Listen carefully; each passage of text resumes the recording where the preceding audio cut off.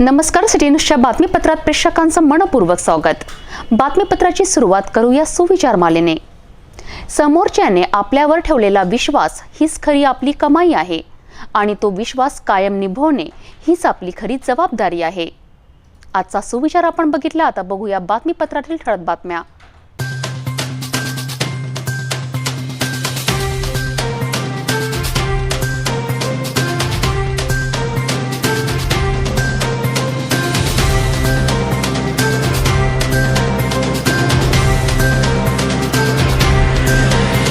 आपण ठळक बातम्या बघितल्या। आता घेऊया छोटासा ब्रेक।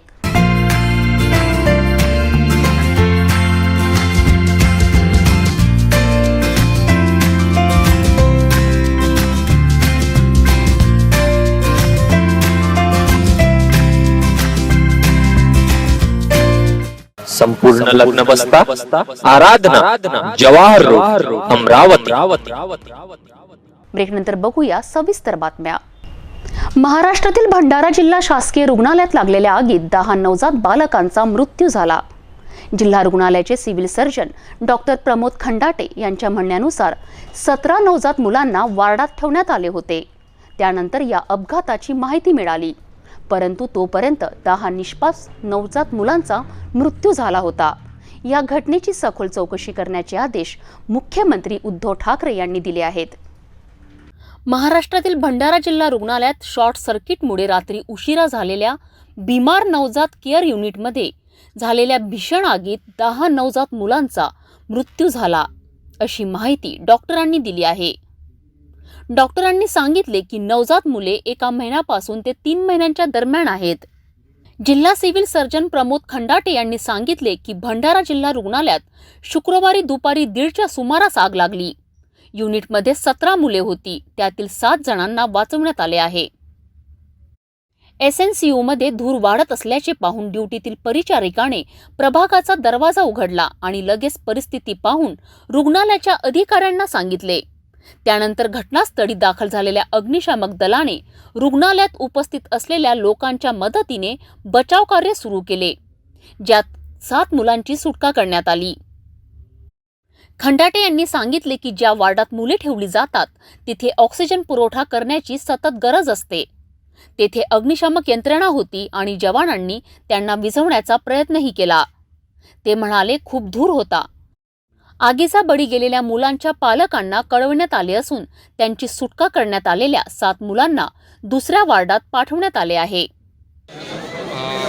यहाँ पर जो न्यू बॉर्न केयर यूनिट है हमारा, उसमें आग लगी थी और इस दुर्दैवी घटना में करीब 10 बच्चों की मृत्यु हुई है और हम 7 बच्चों की जान बचा पाए। सर, इंक्वायरी किस तरीके की होगी?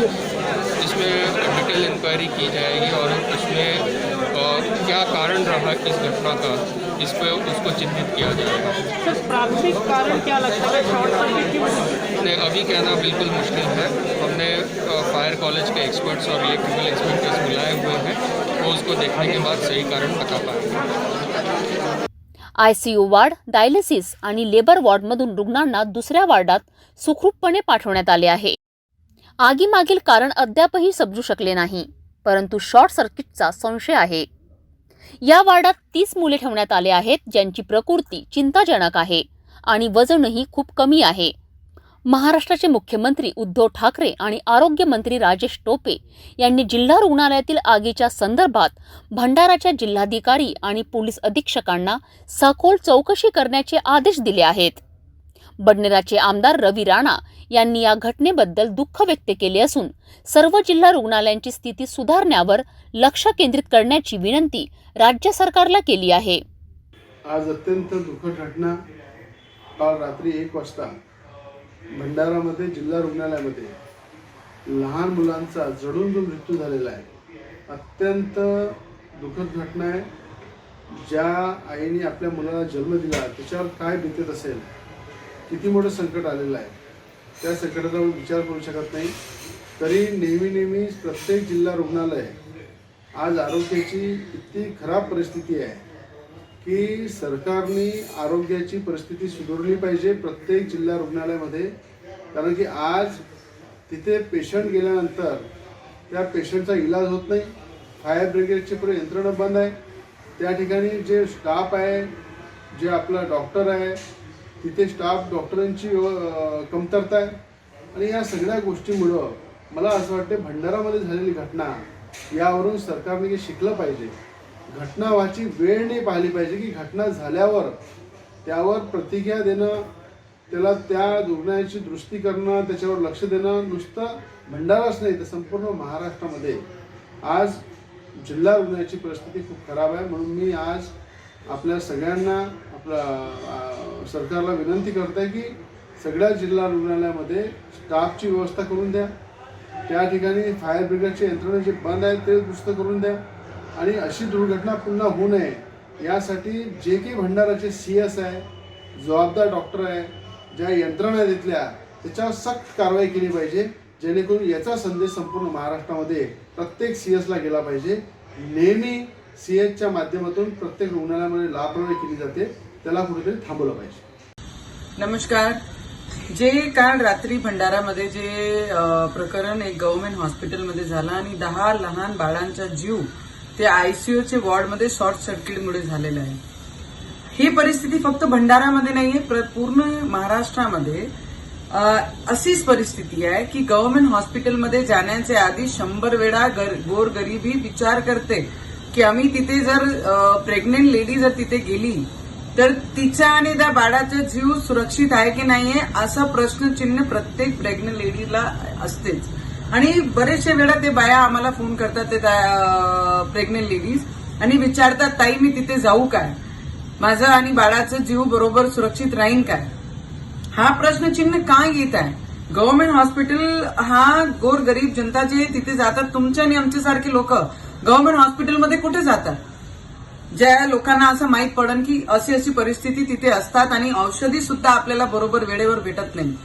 आणि अशी परिस्थितीमध्ये जेव्हा 10 बाळांचे जीव जाते आणि पूर्ण महाराष्ट्राने ICU मध्ये, ICU किती सेन्सिटिव्ह इश्यू आहे, त्या ICU मध्ये जर जीव जात असेल बाळांचा, मला एक प्रश्न विचारायचा आहे त्या गव्हर्नमेंट हॉस्पिटल भंडाराचे CSला की फायर ब्रिगेडचे जे अलार्म असते, जे फायर झाल्यानंतर इमिजिएट ते अलार्म वाजते, तो अलार्म किती वेळानंतर वाजला आणि का एवढी वेळ लावली ते वाजले. जेव्हा डॉक्टरांची ड्युटी असते तर तो डॉक्टर तिथे हजर होते काय?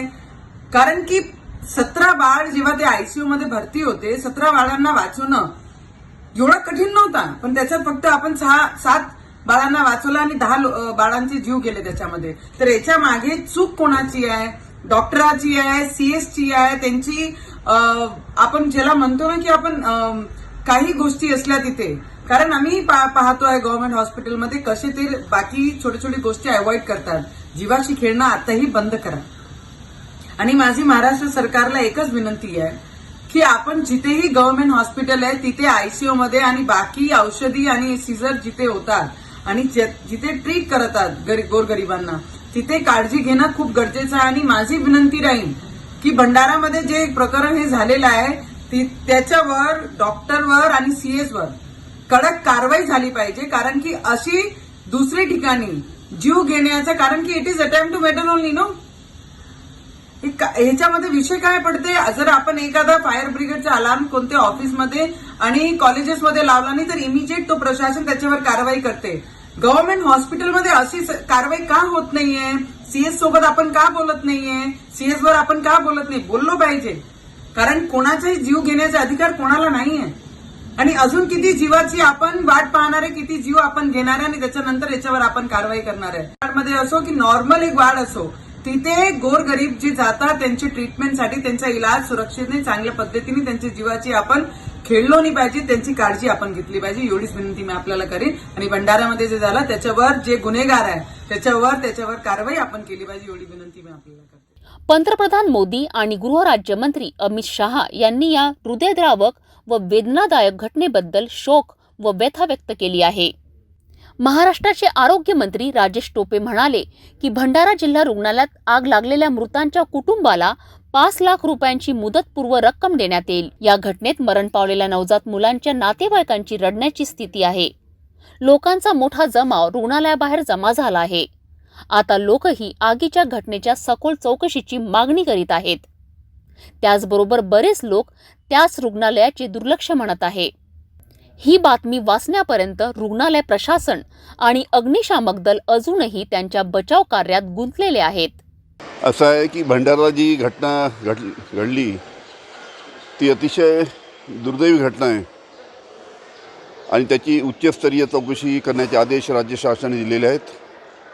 या चौकशीमध्ये जो कोणी दोषी आढळेल त्याच्यावर कडक कारवाई त्यानिमित्तानं राज्य शासनाच्या माध्यमातून करण्यात येईल.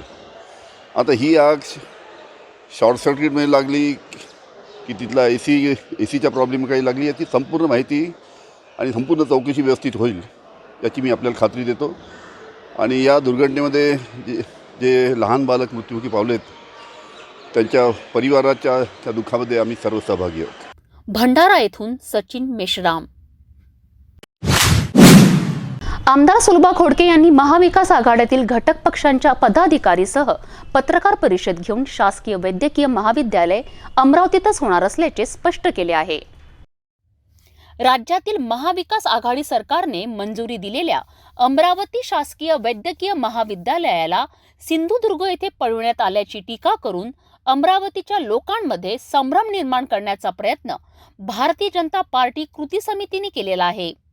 अमरावतीत शासकीय वैद्यकीय महाविद्यालय स्थापन करण्याच्या संदर्भात 2015 व 2016 या वर्षात भारतीय जनता पार्टी कृती समितीची स्थापना झाली आणि त्यांनी तत्कालीन मुख्यमंत्री देवेंद्र फडणवीस यांच्याकडे याबाबत निवेदन सुद्धा दिले. त्या निवेदनावर महाराष्ट्र वैद्यकीय शिक्षण संचालनालयाकडून तज्ज्ञ समिती अमरावतीत पाठवण्यात आली. ही समिती म्हणजे राजकीय सोपस्कार होता. या दरम्यान वर्ष 2016 पासून ते 2019 पर्यंत देवेंद्र फडणवीस महाराष्ट्राचे मुख्यमंत्री असताना जर खरोखरच पत्रकार परिषदेतून टीका करणाऱ्या अमरावतीच्या माजी भाजपा लोकप्रतिनिधींनी प्रयत्न केले असते तर देवेंद्र फडणवीस अमरावतीत शासकीय वैद्यकीय महाविद्यालय देऊ शकले असते. करण्याचा प्रयत्न केला नाही आणि खरं म्हणजे कृती समिती जी स्थापन झाली होती ती 15-16ला किरण पात्रकरांनी केली होती. आता ही समिती जी त्यांनी केली होती सर्व पक्ष म्हटलं ठीक आहे ओके काही प्रश्न नाही, परंतु त्या समितीमध्ये जे कोणी प्रमुख त्याच पक्षाचे पूर्ण 4 वर्ष 2019 पर्यंत त्याच्यातले जे मातब्बर लोक आहेत ज्यांना मेडिकल कॉलेज समजते त्यातलं कोणीही मागणी केली नाही. निवेदन देण्यापुरतं समिती होणे, निवेदन देणे, निवेदन एखाद्या देत असतो मुख्यमंत्र्यासारख्या माणसाला एखाद्या आपल्या पक्षाच्या पदाधिकाऱ्यांनी निवेदन दिल्यावर एखादी समिती पाठवणं हा भाग निराळा आहे. परंतु कृती समितीचे किरण पातुरकर यांच्या व्यतिरिक्त कोणत्याही लोकप्रतिनिधीने तसे प्रयत्न केलेले नाही. मात्र महाविकास आघाडीचे सरकार येताच अवघ्या 4 महिन्यातच शासकीय वैद्यकीय महाविद्यालयाचा संदर्भ अधिकृत मंजुरात करण्यात आली असल्याची माहिती आमदार सुलभा खोडके यांनी पत्रकार परिषदमधून दिली. असं आहे की अमरावती शहरामध्ये म्हणजे आपल्या अमरावती शहरामध्ये शासकीय महाविद्यालय वैद्यकीय महाविद्यालय झालं पाहिजे या संदर्भात 2016 पासूनची चर्चा चालू होती. 2016 मध्ये जे पत्र दिलं मुख्यमंत्री देवेंद्र फडणवीस साहेब असताना किरण पातुरकर यांनी कृती समिती तयार केली आणि ते पत्र दिलं. पत्र दिल्यानंतर फोटो केला आणि फोटो केल्यानंतर बातम्या केल्या. परंतु 2016 ते 2019 मध्ये गव्हर्नमेंट असताना म्हणजे बीजेपी सरकारचं गव्हर्नमेंट असताना हा मुद्द्याला कोणी हात घातला नाही, विधानसभेत प्रश्न विचारला नाही, फक्त पत्र तयार केलं आणि मुख्यमंत्री साहेबांना दिलं आणि त्याचे फोटो काढले आणि त्याची बातमी केली.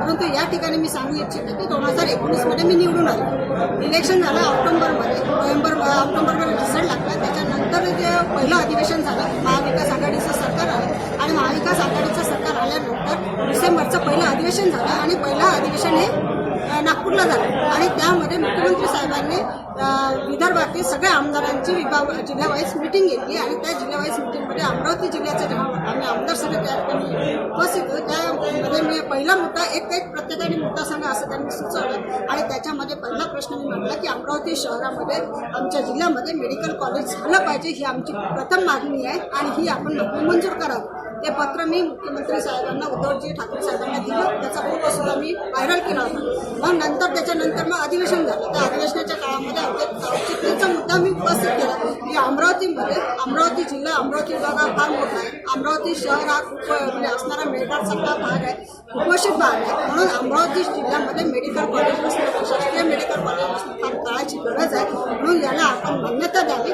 ही मी त्या ठिकाणी विनंती केली, औचित्याचा मुद्दा मांडला. आणि त्यानंतर मार्चचं अधिवेशन झालं.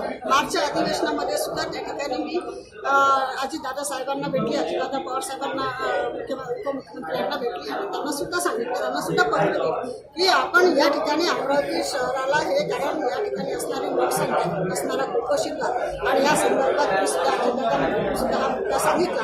आणि त्यानंतर त्या अधिवेशनामध्ये हा औषधीचा मुद्दा मी परत त्या ठिकाणी मांडला. त्याचं भाषण रेकॉर्डिंग आपल्या सगळ्यांना मी दिलेलं आहे. त्याच्यामध्ये त्याचं उत्तर अमित, या ठिकाणी असणारे मंत्री महोदय अमित देशमुख यांनी त्याचं उत्तर सुद्धा पाठवलं की खरंच गरज आहे आणि त्याचा अभ्यास झालेला आहे.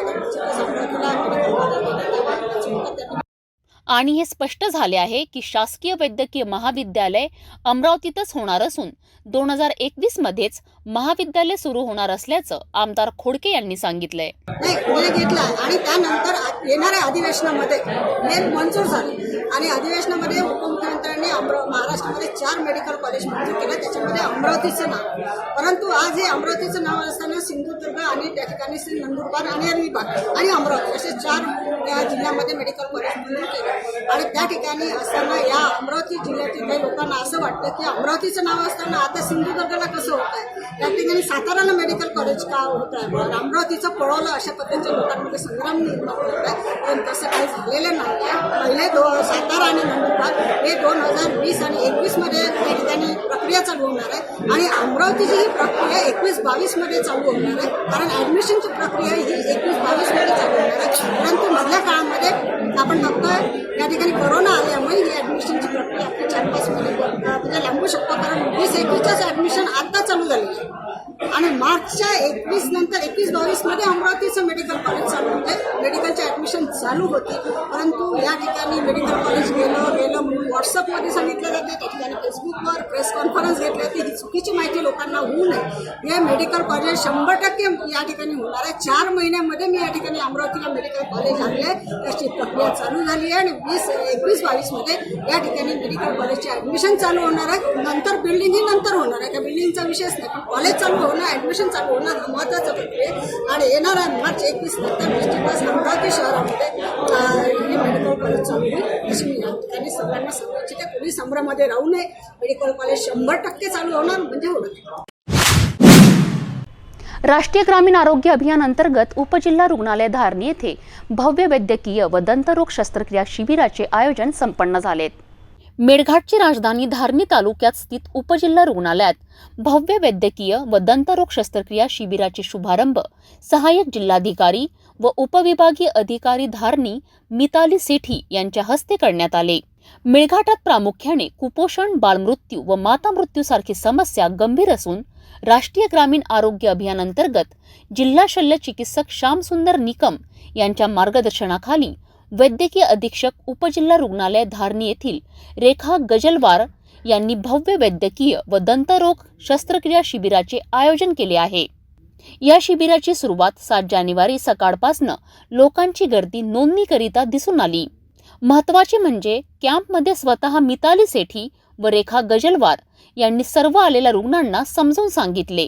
तसेच उपचार घेण्याबाबत योग्य सल्ला देऊन संबंधित कर्मचाऱ्यांना शस्त्रक्रिया व इतर उपचार रुग्णांना अनुसरून करण्याबाबत निर्देश दिलेत. वैद्यकीय अधीक्षक रेखा गजलवार यांनी दिलेल्या माहितीनुसार हे शिबिर येत्या 7 जानेवारी ते 10 जानेवारी 2021 पर्यंत धारणी उपजिल्हा रुग्णालयामध्ये घेण्यात येणार आहे. महत्त्वाचे म्हणजे जे रुग्ण शिबिरपर्यंत पोहोचू शकत नाही त्यांना टेलिमेडिसिन व ई-संजीवनी मेडिसिनद्वारे उपचार दिले जाणार व याकरिता विशेष वैद्यकीय चमू तत्पर असून तालुक्यातील प्रत्येक नागरिकाने शासनाकडून दिल्या जाणाऱ्या मोफत म्हणजेच कोणतेच पैसे न देता सेवेचा लाभ घेण्याबाबत आवाहन वैद्यकीय अधीक्षक यांनी केले आहे. या शिबिरात कुपोषण, हर्निया, हायड्रोसील, गाठ, स्त्री पुरुष नसबंदी, नाक कान घसा रोग निदान, त्वचा रोग, डोळ्यांचे रोग, दातांचे रोग व इतर रोगांवर पूर्णपणे मोफत उपचार दिले जाणार आहे. शिबिराचे आयोजन वैद्यकीय अधीक्षक रेखा गजलवार यांच्या मार्गदर्शनाखाली उत्कृष्टरित्या केल्याचे दिसून आले हे विशेष। यावेळी प्रामुख्याने डॉक्टर गवडी अतिरिक्त उपसंचालक आरोग्य सेवा अकोला मंडळ, उद्घाटक म्हणून सहाय्यक जिल्हाधिकारी व प्रकल्प अधिकारी धारणी मिताली सेठी, वैद्यकीय अधीक्षक रेखा गजलवार, डॉक्टर PD कावरे, वैद्यकीय अधिकारी Dayaram Jawarkar, doctor Haseeb Shaikh, doctor Jirafe, doctor Verma, doctor Bhilawekar, doctor Gode, doctor Jamkar, doctor Dhananjay Patil, doctor Soni उपस्थित होते। वरिष्ठ लिपिक झामरकर यांनी आभार प्रदर्शन केले। अचलपूर तालुक्यातील एकलासपूर ग्रामपंचायतमध्ये ग्रामपंचायत निवडणुकीची रणधुमाळी सुरू झाली असून एकलासपूरमध्ये राजेंद्र गोरले यांच्या विरुद्ध परिवर्तन पॅनलचे विलास चौधरी यांच्यामध्ये लढत दिसून येत आहे। अचलपूर तालुक्यातील एकलासपूर ग्रामपंचायतमध्ये निवडणुकाची रणधुमाळी सुरू झालेली आहे। येथे राजेंद्रभाऊ गोरले यांच्या विरोधात विलास चौधरी यांचा परिवर्तन पॅनल मैदानात आहे। ग्रामविकास आघाडीचे सर्व उमेदवार यावेळेस विजयी होतील या प्रकारचा विश्वास राजेंद्र गोरले यांनी सिटी न्यूजशी बोलताना सांगितलं आहे। एकलासपूर ग्रामपंचायतमध्ये आपण आहे। आपल्यासोबत काँग्रेसचे ज्येष्ठ नेते राजेंद्रभाऊ गोरले आहेत, त्यांच्यासोबत जाणून घेऊया मागील 15 वर्षापासून त्यांची सत्ता इथे आहे ग्रामपंचायतवर। ग्रामपंचायतमध्ये सत्ता असताना सुद्धा त्यांच्या पत्नी सौ अरुणाताई राजेंद्र गोरले हे सुद्धा निवडून आले होते। हेच नव्हे तर ते जिल्हा परिषदमध्ये सभापती सुद्धा होते। एकूणच त्यांनी या क्षेत्रासाठी, या गावाच्या विकासासाठी आजपर्यंत काय काय केलं आणि पुढे त्यांचे काय योजना आहेत? एकलासपूर ग्रामपंचायतमध्ये मी 15 वर्षापासून कार्यरत आहो आणि गावाच्या विकासासाठी मी कोणत्याही प्रयत्नाने कोणाहीपासून फंड आणून, कोणत्याही पक्षापासून मी फंड आणलेला आहे आणि गावात 4-5 सभागृह झालेले आहेत आणि तुम्ही म्हणजे कोणत्याही रस्त्याचा विकास असा राहिलेला नाही आणि पानंद रस्ते एकलासपूरचे पूर्ण झालेले आहे। म्हणजे कोणत्याच पानंद आता फक्त एक खडीकरणाचं काम आहे। आता खडीकरणाचा एक रोड झाला आहे, आता या खडीकरणाचे 3ही रोड सँक्शन आहे आणि येत्या वर्षभरात त्या पानंद रस्त्याचं खडीकरणाचं काम चालू होऊन जाईल। आणि गावाची परिस्थिती अशी आहे, गावाच्या लोकसंख्येच्या मानाने इथं पहिल्या यादीमध्ये घरकुलच्या पहिली जी यादी येते ते गव्हर्नमेंटचीकडली येते, याच्यात ग्रामपंचायतचा काही संबंध नसते आणि जे पहिली यादी तिकडून आली तर 152 घरकुल या गावात यावर्षी लोकसंख्येच्या मानानं झालेले आहेत 2 वर्षात। विकासाच्या कामं सारे वळून धरले होते म्हणजे सरकारनं विकास कोरोनाच्यानं। आता येणाऱ्या वर्षामध्ये यादीचे घरकुल जे आहे हे पूर्णपणे होतील एवढी मी तुम्हाला ग्वाही देतो। आणि एकलासपूर या गावच्या लोकसंख्येच्या मानानं इथे 350 संडास जे पैसे स्कीम आहे सर्व लोकांना मिळाली आहे आणि 19 राहिलेले हे सुद्धा आता सँक्शन होऊन आलेले आहे। 19चा हे 30 तारखेपर्यंत त्यांच्या खात्यात पैसे पडून जातील पूर्ण। आणि गावाचे विकासाची म्हणजे रस्ते झाले, सर्व झालं। आता विकासाचं एवढंच आहे की फक्त आता हे गावातील जे राहिलेले रस्ते 1-2 आणि हे जे नाल्या आहे गावातल्या, आता विकास एवढाच आहे की ह्या सर्व नाल्या एक रोडचे आता अंडरग्राऊंड करायचा आमचा पूर्ण निर्धार आहे। पूर्ण नाल्या हे अंडरग्राऊंड होतून जातील 2-3 वर्षात पूर्ण। आता पहिले एक नाली 2-2 नाली आम्ही अंडरग्राऊंड करणार आहोत आणि बाकी इथं कोणताच लाईटिंगचा नाही, मशानभूमीचंही कोणी वाद नाही। मशानभूमीचंही आता विजेचे खंबे पडणारच आहे, म्हटलं 7 खंबे आपण सँक्शन केलेले आहे आणि मशानभूमीपर्यंत लाईटची व्यवस्था होऊन जाईल। तसेच आता एक नवीन लेआउट आहे, त्यामध्ये आम्ही सौंदर्यीकरणाचा ठराव घेतलेला आहे आणि ह्या सौंदर्यीकरणाचा जो ह्या म्हणजे कोणीही आमदार असो कोणी असो पक्षापासून आपण फंड आणून आपल्या सौंदर्यीकरण त्या याच्या लेआउटमध्ये करणार आहोत आणि बसाउटायला सर्वांना जागा होते। तसेच आता जे हे आमदार झालेले माजी आमदार आहे त्यांनी एक आमच्या एकलासपूरला एका मंदिराला पैसे दिले आणि त्यांचं सुद्धा हे दुर्गादेवीचं मंदिराचं काम चालू आहे आणि पूर्णपणे ते या वर्षात होऊन जाईल। बाकी विकासाच्यासाठी बाकी म्हणजे कोणतंच हे काम राहिलेले नाही। याच्या व्यतिरिक्त बाकी जे आता जे बचत गटवाले आहेत यांच्यासाठी सुद्धा हाल नवीन सँक्शन झाला आहे तुम्ही जिल्हा परिषदमधून आणि हा हाल त्या बचत गटासाठी त्यांच्या ऑफिससाठी हा देण्यात येणार आहे। आमच्या कोंडवाड्याच्या बाजूने सँक्शन हाल आहे, जिल्हा परिषद बबलू देशमुखनं आम्ही हाल दिला। तसेच मुस्लिम कब्रस्तान आहे मुस्लिम कब्रस्तानसाठी बबलूभाऊ देशमुखनं 3 लाख रुपये सँक्शन झाले, लेटरही आले, सर्व झालं. याचे फक्त आचारसंहितेचं काम नाही लागलं. ह्याच्या कामाला सुरुवात या फेब्रुवारी 1 तारखेपासून चालू होईल आणि राहिलेले 3 लाख रुपयाच्या नंतर 1,80,000 रुपये व्यतिरिक्त ग्रामपंचायतनं सुद्धा टाकलेले आहे त्या रोडवर. तो येणाऱ्या वर्षात, येणाऱ्या 2-3-4 महिन्यात पूर्ण रोड याचा होऊन जाईल, तो मशानभूमीचा. व आता बाकी विकासाच्या जो दृष्टीचं काम आहे, जो आपल्या गावाच्या लोकसंख्येच्या म्हणजे यानं आधारित म्हणजे इथं 152 घरकुल पहिल्या यादीतलेच आलेले आहे आणि जे दुसरी ड यादी आहे, हे ड यादी बिलकुल आता या वर्षात या कोरोनामुळे आलं त्यात येण्याची हे आहे. बाकी तरी मी गावातला विनंती करतो की बाई म्हणजे या पॅनलचा जो म्हणजे जे विकास केला आहे, अजून राहिलेला विकास हा 2-3 वर्षात पूर्ण करू, आमची एवढी मी ग्वाही देतो. एकूणच या निवडणुकीमध्ये असं म्हटलं जातं की यावेळेस निवडणुकीमध्ये टसल आहे आणि उमेदवार आणि खूप चांगली लढत होण्याची शक्यता आहे. यावर आपल्या काय प्रतिक्रिया? हे प्रतिक्रिया आहे आपली, माझी प्रतिक्रिया एवढीच आहे की लोकांच्या लक्षात आहे, ज्यांना सरस समजते ते त्यांचे स्वतःहूनच त्यांचं म्हणणं आहे, कोणाचीच लढत नाही आहे, सर्व सीटा पूर्ण निघणार आहे. एकूणच ग्रामविकास पॅनलला विजय करण्यासाठी आपण गावकऱ्यांना काय म्हणणार? या गावामध्ये ग्रामपंचायतीची इमारत त्याच प्रकारे या गावामध्ये सर्वांगीण रस्त्याचा विकास, रस्ते, नाल्या, ज्या प्राथमिक सुविधा आहेत त्या विकास जे मागील 15 वर्षापासून राजेंद्र गोरले यांच्या नेतृत्वात झाले आहे. अचलपूर तालुक्यात ग्रामपंचायतीच्या निवडणुका सुरू आहे. तालुक्यामध्ये एकूण 44 पंचायतीच्या निवडणुका सुरू आहेत. आपण अचलपूर तालुक्यामधील एकलासपूर ग्रामपंचायत येथे आलेलो आहोत. एकलासपूर म्हणजेच या ग्रामपंचायतमध्ये आज विकासाचा महामेरू राजेंद्रभाऊ गोरले या नावाने विकासचं दुसरं नाव हा एकलासपूरला सांगितलं आहे. राजेंद्र गोरले काँग्रेसचे ज्येष्ठ नेते असून त्यांनी या ग्रामपंचायतचा चेहरा मोहराच बदललेला आहे. ग्रामपंचायतची इमारत असो, अंगणवाडी, या प्रकारचं प्राथमिक आरोग्य केंद्र आणि ज्या प्रकारच्या सुखसुविधा या गावकऱ्यांना उपलब्ध करून दिली, निश्चितच राजेंद्र गोरले यांचं पॅनलसुद्धा यावेळेस ग्रामपंचायतच्या निवडणुकीमध्ये आहे आणि त्यांना प्रचंड असा प्रतिसाद मिळत आहे. मागची जी निवडणूक झाली होती तेव्हा राजेंद्र गोरले यांचा पूर्ण पॅनल हा अनपोस्ट निवडून आला होता, निर्विरोध निवडून आला होता. म्हणजे गावामध्ये सर्वांना घेऊन चालणारा एक व्यक्ती, सर्वांच्या सुखादुःखामध्ये जाणारा व्यक्ती राजेंद्र गोरले एकलासपूरमध्ये आहे आणि राजेंद्र गोरले यांच्या पॅनलला यावेळेससुद्धा प्रचंड असा प्रतिसाद पाहायला जात आहे. गावाचे रस्ते असो, नाली असो, शौचालय असो, सुखसुविधा असो, कोरोनाच्या महामारीच्या काळामध्ये ज्यांनी मदतीचा हात पुढे केला, गावकऱ्यांना, गोरगरिबांसाठी झटणारा हा व्यक्ती, यासाठी आज एकलासपूर ग्रामपंचायतमध्ये पुन्हा एकदा राजेंद्र गोरले यांचा पॅनल बसण्याची शक्यता नाकारता येत नाही.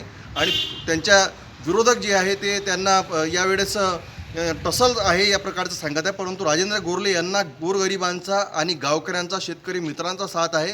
ते कोणालाही साथ देतात, सुखादुःखात जातात, अर्ध्या रात्री कामाला झटणारा असा माणूस राजेंद्र भाऊ आहे. म्हणून त्यांच्या पॅनलला सुद्धा इथं चांगला प्रतिसाद आहे अशी चर्चा या गावकऱ्यांमध्ये आहे. हेच नव्हे तर राजेंद्र गोरले यांच्या पत्नी सौ अरुणा राजेंद्र गोरले हे जिल्हा परिषदच्या सभापती होत्या. त्यांनीसुद्धा इथे विकास घडवून आणलेला आहे. एकूणच एकलासपूर ग्रामपंचायतमध्ये स्मशानभूमी असो, पाण्याची मुबलक सुविधा इथे आहे. याच प्रकारे या संपूर्ण एकलासपूरमध्ये राहणाऱ्या शेतकरी बांधवासाठी यांच्या शेतातील पांदण रस्त्याचं कामसुद्धा पूर्ण झालेलं आहे. हे पांदण रस्ते भविष्यात काँक्रिटीकरण करण्याचा ध्यास हा राजेंद्र गोरले यांनी व्यक्त केला आहे. राजेंद्र गोरले यांच्या पॅनलमध्ये एकूण 9 सदस्य आहे, उमेदवार मैदानात आहे. मागील निवडणुकीमध्ये राजेंद्र गोरले यांचा पॅनल निर्विरोध निवडून आला होता. यावेळेस एक उमेदवार फक्त मैदानात होता. त्या उमेदवाराला सुद्धा राजेंद्र गोरले यांच्या पॅनलच्या उमेदवाराने पराभूत केलं होतं. एकूणच यावेळेससुद्धा त्यांच्या 15 वर्षाच्या कामाची पावती गावकरी मंडळी देणार या प्रकारचं मत त्या सदस्यांनी व्यक्त केलेलं आहे. अचलपूर तालुक्यातील एकलासपूर ग्रामपंचायतमध्ये आहे, जिथे ग्रामविकास पॅनल इथे आहे. ग्रामविकास पॅनल यावेळेस इथे राजेंद्रभाऊ गोरले यांच्या नेतृत्वात निवडणूक लढत आहे. एकूणच मागील जे 5 वर्षाची जी टर्म होती तेव्हा ग्रामविकास आघाडीच होती. काय विकास कामे झाली आपण त्यांच्यासोबत जाणून घेऊया. आपल्यासोबत इथे ग्रामपंचायतचे जे सदस्य आहे उमेदवारीसाठी ज्यांनी अर्ज दाखल केला त्यांच्यासोबत विचारून घेऊया मागील 5 वर्षात ते गावाचा काय विकास झालेला.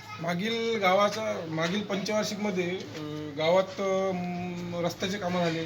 त्याच्यानंतर शबरी अंतर्गत घरकुल मला वाटतं सगळेच पूर्ण झाले असतील. राहिलेले 2-4 लोकांचे राहिले असतील. विशेष आपल्या रमाईचे घरकुल पूर्ण झाले आहे. म्हणजे आमची तर टार्गेट 152चं घरकुल म्हणजे या पंचवार्षिकमध्ये 152चे घरकुल आणलेले आहे. म्हणजे अचलपूर तालुक्यात पहिल्या नंबरचे घरकुल आमची इथं आले. दुसरा मुद्दा शौचालयाचा जो आहे, शौचालयाचे कमीत कमी 250 ते 300 लोकांना 12,000 रुपये प्रत्येकी भेटले. म्हणजे आमची तर हागणदारी मुक्त झालेली आहे. राहिला विषय पाण्याचा प्रश्न होता थोडा कमी होत, पण आता घरोघरी नळ आहे. आमची तर पाण्याचे साधनं म्हणजे 2 बोर, 1 विहीर, त्याच्यानंतर टाकीचं साधन आहे. असे 4-5 साधन पाण्याचं, म्हणजे पाण्याचा प्रश्न नाही आहे. म्हणजे मला तरी वाटते गावात कोणची समस्या नाही आहे. पण तरी असन तर आमचे भाऊ निश्चितच त्याच्यावर खरे उतरतील. आणि मी माझ्या मते सांगणार, ग्रामविकास पॅनलला सगळ्यात जास्त वोटांनी आमच्या गावकरी लोकांनी निवडून दिलं पाहिजे. राजेंद्र गोरले यांच्या ग्रामविकास पॅनलला प्रचंड प्रतिसाद असून या पॅनलमध्ये उमेदवार सर्व गटातील उमेदवार आहेत. अनुसूचित जाती जमाती, त्याचप्रकारे OBC, इतर नामनिर्देशित पत्रसुद्धा दाखल केलेले आहे. अचलपूर तालुक्यात एकलासपूरमध्ये निवडणुकीची रणधुमाळी दिवसेंदिवस वाढत आहे. त्यांच्या प्रचाराला प्रचंड प्रतिसाद मिळत आहे. सुरेशराव मोरे, राहणार एकरासपूर ग्रामपंचायत ग्रामविकास पॅनलमधून मी उभी आहे. सर्व ग्रामविकास पॅनलच्या सर्व उमेदवारांनी मतदान खूप करा. आमच्या येथे माननीय राजेंद्र गोरले यांच्या नेतृत्वाने आम्ही एकलासपूर गावात रस्ते, नाली, लाईट, पाणी सर्व सुविधा उपलब्ध करून दिल्या आहेत. गावातील मंदिराचा विकास झालेला आहे. गावात एकताच अखंड तंटामुक्ती स्वच्छता या भागातून सर्व गोरले पार. ग्रामविकास पॅनलला विजयी कर. गाव विकास पॅनलला विजयी करा. मी भावना गणेशराव काडे, राहणार एकलासपूर ग्रामपंचायतच्या ग्रामविकासासाठी मी ग्रामविकास पॅनलसाठी मी उभी आहे बा. आमचे ग्रामविकासासाठी पॅनलच्या सर्व उमेदवारांना मतदान देऊन विजयी करा. आमचे नेते श्री माननीय राजेंद्रभाऊ गोरले यांच्या नेतृत्वाखाली आम्ही सगळे गावात सुविधा केल्या. रस्ते, नाली, लाईट, पाणी सर्व सुविधा उपलब्ध केल्या. मंदिराचा विकास केला. सगळे सुविधा प्राप्त केली बा. पण आता यानंतर आम्ही जर निवडून येऊ, आम्ही या गावाचा पण विकास करू. आम्ही तंटामुक्त गाव आहे. 5 वर्ष आमचे मिस्टरच होते तंटामुक्तीमध्ये. आम्ही भाडं पोलीस स्टेशनमध्ये गेलो नाही आमचं 5 वर्षात. आम्ही यानंतर सुद्धा आम्ही सगळ्या गावाची हे करू बा. सगळ्या गावाचा आपण विकास करू, स्वच्छता करू. आपल्या मुलांना खेळासाठी काही मैदान जागा हे आहे त्या गार्डन करू. मुलांना खेळासाठी, लहान वृद्ध माणसासाठी पण सुद्धा व्यवस्था करू बसासाठी. सर्वांनी ग्रामविकास पॅनलला भरघोस मतदान देऊन विजयी करा हीच विनंती आहे. ग्रामविकास पॅनलच्या उमेदवार विजयाताई इंगडे आपल्यासोबत आहे. त्यांच्यासोबत जाणून घेऊया या गावाच्या विकासासाठी आणि आतापर्यंत या गावाचा जो विकास झाला त्यांच्या काय प्रतिक्रिया. मी प्रफुल्लराव इंगळे, एकलासपूर ग्रामपंचायत ग्रामविकास पॅनलचे सर्व सदस्यांना भरपूर मताने निवडून द्या अशी माझी इच्छा आहे. तसेच आमचे नेते श्री राजेंद्रभाऊ गोरले यांच्या नेतृत्वाखाली आमच्या एकलासपूर या गावातील संडास, रस्ते बांधकाम, नाली बांधकाम, तसंच एकत्रित गाव एकत्रित ठेवणे, असंच तंटामुक्ती, ग्राम स्वच्छता अभियान असे सर्व यांच्या नेतृत्वाखाली सगळे योजना राबवलेल्या आहेत. तसेच आम्ही सुद्धा त्यांचं हे करू, आम्ही सुद्धा असंच हे करू, गावचं पूर्ण विकास करू. त्याच अनुषंगाने हाच ध्यास घेऊन आम्हा सर्व सदस्यांना भरपूर मत देऊन विजयी करा अशी आमची इच्छा आहे.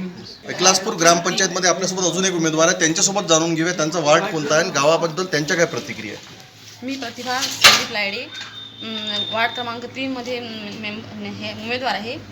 आणि आमचे गावचे नेते माननीय राजेंद्र गोरले यांच्या नेतृत्वाखाली ग्रामविकास पॅनलमधून मला मेंबरशिप मिळालेली आहे आणि आमच्या गावामध्ये आजपर्यंत नाल्या रस्ते आणि घरापर्यंत पाणी हे सर्व सुविधा त्यांनी उपलब्ध करून दिल्या आणि यानंतरसुद्धा ते प्रयत्न त्यांना देऊ शकतात ते आणि त्यामुळे आम्ही सुद्धा यांच्या त्यांनी कोरोना काळात खूप सहयोग केलेला आहे आणि प्रत्येक वेळा ते आमच्या गावातील लोकांना मार्गदर्शन करतात आणि यावेळेस आम्हाला ग्रामविकास पॅनलला भरघोस मत देऊन विजयी करा. प्रगुंडे आहे ग्रामविकास पॅनलचे, त्यांच्यासोबत जाणून घेऊया एकूणच या निवडणुकीमध्ये त्यांच्या काय प्रतिक्रिया. मी रवींद्र भाऊराव फरकुंडे एकलासपूर वार्ड क्रमांक 1 मधून निवडणूक लढतो आहे. ग्रामविकास पॅनलच्या वतीने मी वार्ड क्रमांक 1 मध्ये उमेदवारी दाखल केलेली आहे. काय काय झालं या गावामध्ये, काय काय व्हायला पाहिजे असं वाटतं आपल्याला. आमच्या गावामध्ये नाल्या रस्ते आणि 144 ग्रामपंचायतमधून सध्या तरी आता आमच्या गावामध्ये घरकुल सर्वात जास्त आलेले आहे आणि 112 संडास 250 शौचालय आलेले आहे आणि तंटामुक्ती पुरस्कारही मिळाला आहे. यावेळेस अजून पुढे जेव्हा पॅनल येणार तर अजून काय करण्याची इच्छा आहे आपली पॅनलची. जेही काही आता सध्या कामं जे राहिलेले आहे ते पूर्ण करू. शेतातील रस्ते अर्धवट जे राहिलेले आहे ते पूर्ण करू. राहणार एकलासपूर. मी वार्ड क्रमांक 2 मध्ये ग्रामविकास पॅनल एकलासपूर वार्ड नंबर 2 मध्ये उमेदवार आहे. सर्वांगीण विकासाकरता ग्रामविकास पॅनलच्या सर्व उमेदवारांना मतदान देऊन विजयी करा. आमचे नेते माननीय राजेंद्रभाऊ गोरले यांच्या नेतृत्वाखाली आम्ही एकलासपूर गावात रस्ते नाले लाईट पाणी सर्व सुविधा उपलब्ध करून केल्या आहे. गावातील मंदिराचा विकास, गावात एकता अखंडता तंटमुक्ती स्वच्छता ह्या ध्यानात घेऊन निवडणूक लढत आहे. ग्रामविकास पॅनलला भरघोस ग्रामविकास पॅनलला भरघोस मतांनी विजयी करा.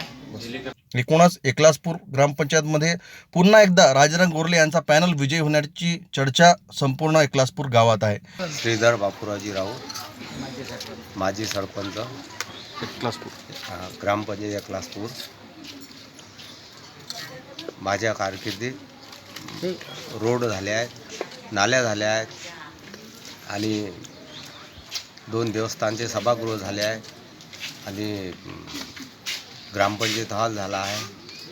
बाकीचे जे 5 वर्षात सुरळीत कामं झाले आहेत ते राजेंद्र गोरले यांच्या सहकार्याने पूर्णपणे पार पाडले. 5 वर्ष पूर्ण यांच्यासोबत आनंदात. यावेळेस सुद्धा ग्रामविकास पॅनल एकलासपूरमध्ये आपल्या काय प्रतिक्रिया. यावेळेसही ग्रामविकास पॅनल हे आघाडीवर आहे आणि हे कामं करणारे आहेत. सर्व उमेदवाराला आणि याच्या सर्व उमेदवाराला विजय. गावामधलेच आपल्याकडे गावकरी बंधू आहेत, त्यांच्याकडून जाणून घेऊया त्यांच्या काय प्रतिक्रिया आहे निवडणुकीमध्ये. आमच्या एकलासपूर गावामध्ये राजेंद्रभाऊ गोरलेच्या वतीनं जसं ते आहे तर जिल्हा स्तरावर नेतृत्व केलेले व्यक्ती आहे आणि तेनं जे कामं करून आल्याची ताकद आहे त्याच्यात तशी बाकी गावात नाही दिसत. आमच्या गावात सर्वच कामं झाली आहेत. पानन रस्त्याचं काही काय कुठं रुकलं आहे पण ते वैयक्तिकमुळं रुकलं आहे. बाकी कामं जसे ग्रामपंचायतच्या वतीनं रुकले नाही आहे. आणि घरकुल तरी जास्तीत जास्त आणले एवढं धामणगावची लोकसंख्या आणि आमच्या गावातली लोकसंख्या याच्या हिशोबानं कधी विचार केला तर आमचं गाव पहिलं नंबर तालुक्यात सर्वात जास्त घरकुलं आमच्याच गावात आहे. समिती नेमण्यात आली होती पंचायत समिती त्यावेळेस गावाच्या लोकसंख्येच्या हिशोबानं जास्त घरकुल आले म्हणून. आणि आमचीचा प्रॉब्लेम हे काय गुण जास्त आहे. लोकले गुण बाकी गावात 12 गुण 14 गुणपासून आहे, इथं 20 गुणापासून सुरुवात आहे.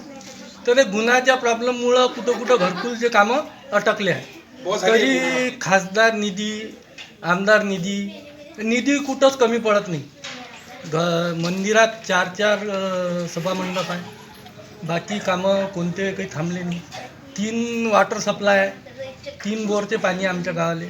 म्हणजे जास्तीत जास्त एकही गावात एकही असं दिवस निघत नाही का 2 टाईम नळ येत नाही. सभामंडप सगळे समाजिक झाले आणि सर्व समाजाचे सभामंडप झाले.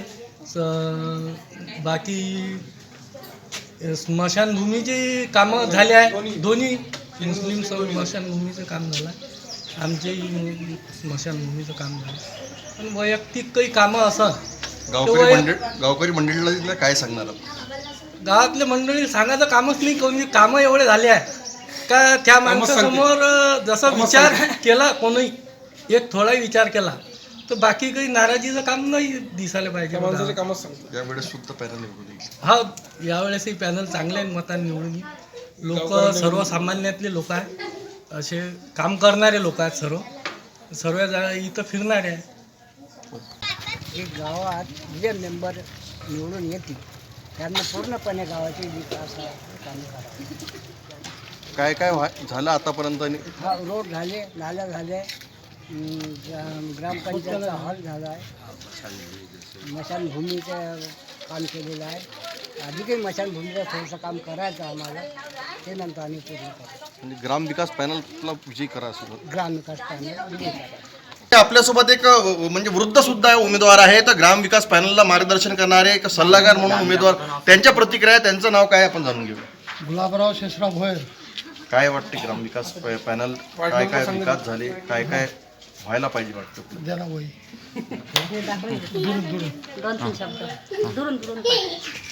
एकलासपूर ग्रामपंचायतीच्या सर्वांगीण विकासाकरता ग्रामविकास पॅनलच्या सर्व उमेदवारांना मतदान देऊन विजयी करा. आमचे हे माननीय राजेंद्रभाऊ गोरले यांच्या नेतृत्वात आम्ही एकलासपूर गावात रस्ते, नाले, लाईट, पाणी सर्व सुविधा उपलब्ध केल्या आहेत. तरी गावातील मंदिराचा विकास, गावातील एकता, अखंडता, तंटामुक्त स्वच्छता व्हावी ही विनंती.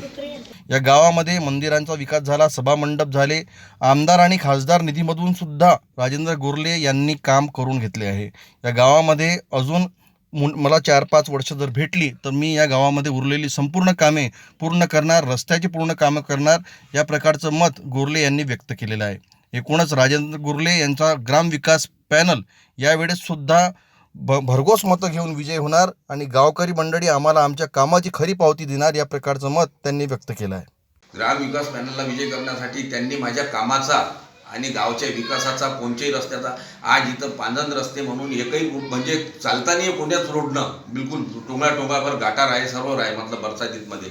आता एकही पांजण रस्ता असा सोडलेला नाही. जो राहिलेला आहे तो कास्तकाराच्या मुळे राहिलेला आहे. कास्तकारांनी जो अडून धरलेला आहे त्यांच्यामुळे राहिला नाही. ती एकही पांजण रस्ता राहिलेला नाही. आणि हा मरामायपर्यंत जो रोड आहे हा कॉन्क्रीट रोड मी या डिसेंबरपर्यंत मी कामाला सुरुवात करीन आणि हा मरामायपर्यंत पूर्ण कॉन्क्रीट रोड हा डिसेंबरपर्यंत, दिवाळीपर्यंत पूर्ण होऊन जाईल एवढी मी ग्वाही देतो. आणि जिल्हा परिषदमधून मी पैसेसुद्धा त्यांना फंड मागून, बबलू देशमुखला फंड मागून मी पूर्ण काम करणार. जैसा बोले तैसा चाले या प्रकारचं व्यक्तिमत्व राजेंद्रभाऊ गोरलेचं आहे. काम करणार, जर एखादं काम जर हातात घेतलं तर गावाचं निश्चितच होणार. ते काम कोणताही असो, पक्ष कोणताही असो, आमदार कोणत्या पक्षाचा असो, परंतु काम करून आणण्याची ताकद त्यांच्यामध्ये आहे. आणि याच वेळेस ग्रामविकास पॅनलचे सर्व उमेदवार विजयी होतील असा विश्वास सुद्धा त्यांनी व्यक्त केलेला आहे. ग्रामपंचायतीमध्ये ग्रामविकास आघाडीचे उमेदवार आपल्यासोबत आहे उनकर, त्यांच्यासोबत जाणून घेऊया त्यांची काय प्रतिक्रिया आहे गावाबद्दल. नमस्कार साहेब, मी रोशन कुंकर.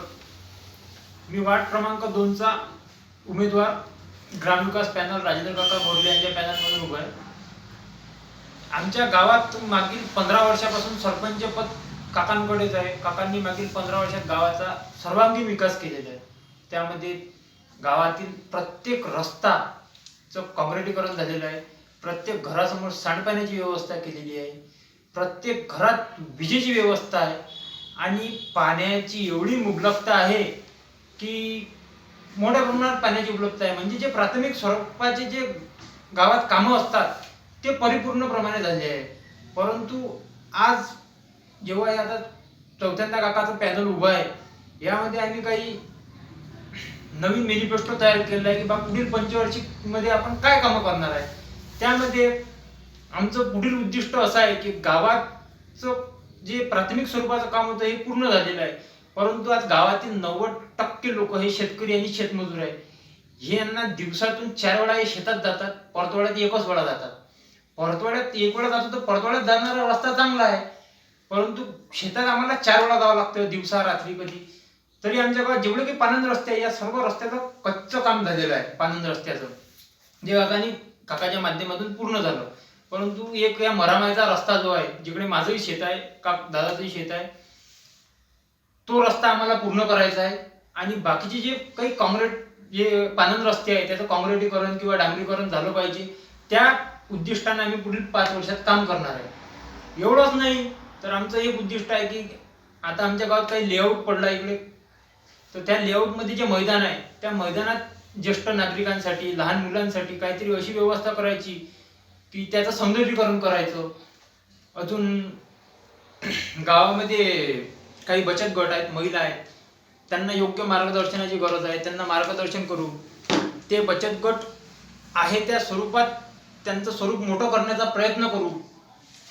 तसेच काही अपंग बांधव आहेत, त्यांच्यासाठी काही सुखसुविधा उपलब्ध होऊ शकेल, शक्य तेवढी मदत आमच्याकडून होईल तेवढी मदत करण्याचा आम्ही प्रयत्न करू. आपल्या माध्यमातून सर्व गावकऱ्यांना विनंती करतो की ग्रामविकास पॅनल एकलासपूर यांना या पॅनलच्या सर्व उमेदवारांना भरघोस मतांनी विजयी करा, एवढी सर्व गावकऱ्यांना विनंती करतो. जय हिंद, जय भारत.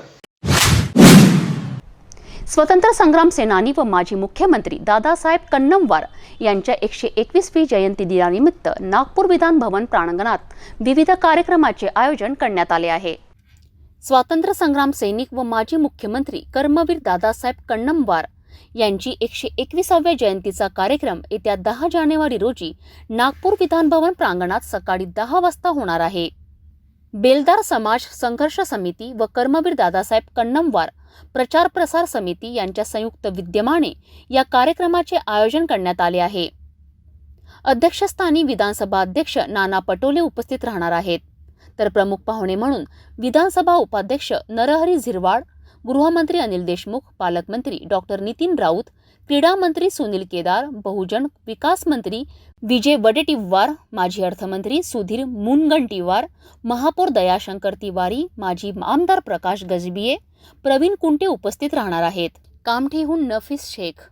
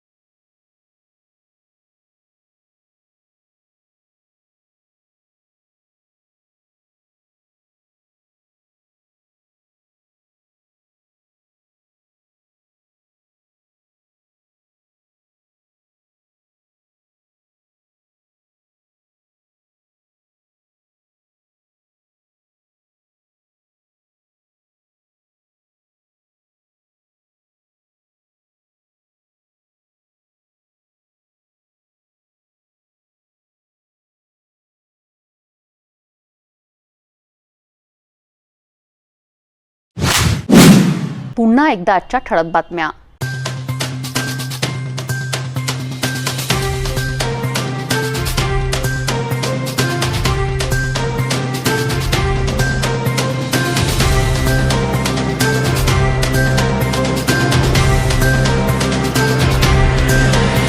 आपण आता सिटी न्यूज चॅनल आपल्या टीव्हीवरही बघू शकता.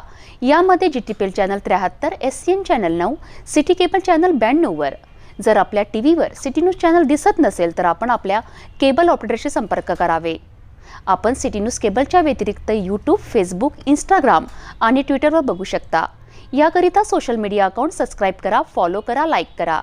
यूट्यूब अकाउंट सबस्क्राईब करण्याकरिता सबस्क्राईब बटनाला क्लिक करा आणि बेल आयकॉन बटन दाबायला विसरू नका, कारण सर्वात आधी समाचार आपल्यापर्यंत पोहोचणार आहेत.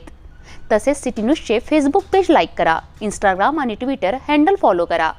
आपण व्हॉट्सॲपवर सुद्धा सूचना देऊन न्यूज प्राप्त करू शकता. व्हॉट्सॲप नंबर खाली स्क्रीनवर येत आहे. हे बातमीपत्र एवढ्यावरच थांबूया. पुन्हा भेटूया नवीन घडामोडींसोबत. नमस्कार.